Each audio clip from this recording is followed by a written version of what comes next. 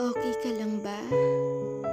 O baka kinakaya mo na lang kasi wala ka ng choice kundi lumaban. Alam mo, hindi ka nag-iisa. Kung nahihirapan ka, mas nahihirapan yung iba.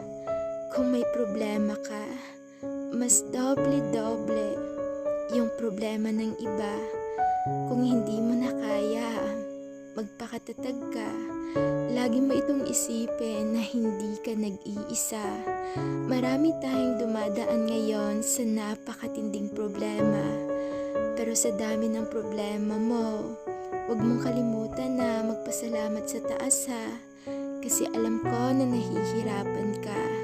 Kaya kailangan mo ng tulong niya. Kailangan mo ng lakas niya. Kasi hindi mo yan kaya. Hindi mo yan kaya na ikaw lang mag-isa. Sabihin mo kung ano yung mga worries mo o yung mga problema mo.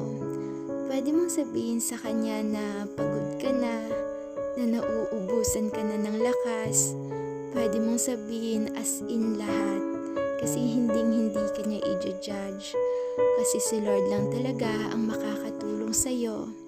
Hindi enough na makikinig ka lang palagi sa hugot ko o sa mga advices ko, kundi ang mas mahalaga na lumapit ka sa Kanya.